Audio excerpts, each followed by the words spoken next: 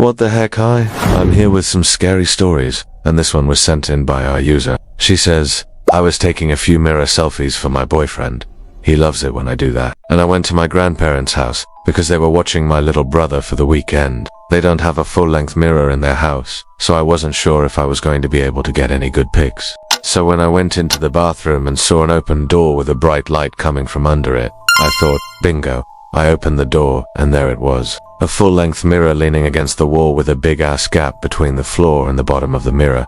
I stepped back and took off my sweater. This was going to be perfect. As I posed in different ways, I noticed a dark figure standing behind me in the reflection of the mirror. I assumed it was my grandma since she had come in to check on me before, but it didn't look like her. It was thin and skeletal looking, and I could unsee its face, because it was too far behind me. I turned around and looked. No one was there. I shrugged and figured that it was just a trick of the light. So I got back into position and continued snapping pics. This time when I turned around, the figure had moved closer to me, and it was looking at me. I could see its eyes now. They were completely black, soulless pits. The thing was still pretty far away though, so I couldn't make out any features except for those eyes. I got back into position and continued trying to take pics. I don't know how long I was in there, but eventually the thing started moving closer. It kept getting closer and I would jump and back away every time it did. Then it reached out a hand toward me. I screamed and threw my phone across the room. It hit the wall and cracked. Then I ran out of the bathroom and into my grandma and grandpa's room. I burst through the door and collapsed onto their bed crying. My grandpa asked what happened and I told him, pointing back toward the bathroom. I couldn't speak. I was crying so hard. Eventually I was able to tell him what I had seen in the mirror. My grandpa, being the badass that he is, grabbed his trusty old baseball bat, followed me into the bathroom. We looked everywhere, but there was no one in there. The mirror was still propped up against the wall. I told him to look in the mirror, and he did. That's when he noticed the small gap between the door and the bottom of the mirror. He looked in there and said, I knew it. The bastard's hiding in there again. I was confused and asked, what do you mean? He said, your grandma and I had the same thing happen to us about 45 years ago when we were first married. We never told you because we didn't want you to be scared living in your nana and papa's house. But we had the exact same experience with that mirror. That's why we always keep that damn mirror closed. No. He walked over to the mirror and gave it a solid whack with his bat. He did it again and again until the mirror came crashing down. We both screamed as it shattered. My grandpa kept swinging until every last piece of that mirror was broken. Finally, he stopped. I think he was just as scared as I was. He put the bat down, took me into his arms, and told me that nothing bad was going to happen to me. He then called my grandma in there, and she took one look at the broken mirror and said, you were right, John. That thing had to go.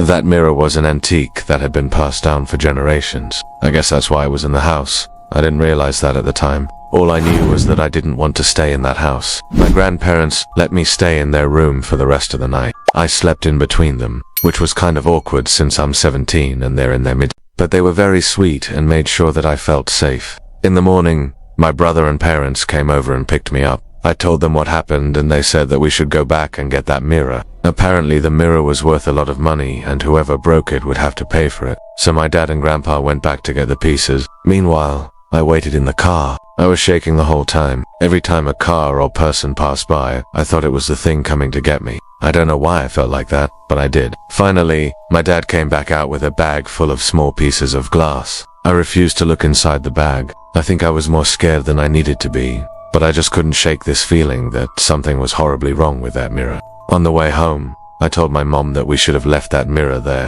She agreed, but said that we couldn't just leave someone else to clean up the mess, so we'd have to go back someday to finish the job. I begged her not to make me go back. She promised that she wouldn't, so I felt better after that. A few days later, my mom decided to go back to my grandparents' house with a friend of hers to pick up the rest of the mirror. She asked if I wanted to go with her, but I said no. About 30 minutes after she left, I heard a knock on the door. I went to answer it, and it was my mom. She looked pale and shaken. When she opened her mouth to speak, all she could do was scream. She fell to her knees and started crying. I don't remember what she said. All I remember is her screaming. And then she passed out on my doorstep. I ran to the phone and called 911. I do want to know what happened next because I blocked it out. I guess shock took over and I just sort of shut down. At the hospital, the paramedics said that my mum had gone into cardiac arrest, but they were able to bring her back. She stayed in the hospital for a few days. The doctor said that she'd suffered some kind of severe trauma, but they couldn't say what because they didn't know. They said that whatever it was, it must have been really traumatic for her, because she developed PTSD as a result of it. After that, my mum was never the same. She's fine now, but she's distant and cold. She doesn't want to talk about what happened. She won't even look at pictures of me. Sometimes when I try to approach her, she screams and throws things at me. I honestly think that whatever happened to her at that house has broken her. I know that she's my mum, and I should want to help her, but I can't. I'm scared to be near her. That mirror took something from me and my family that will never be returned.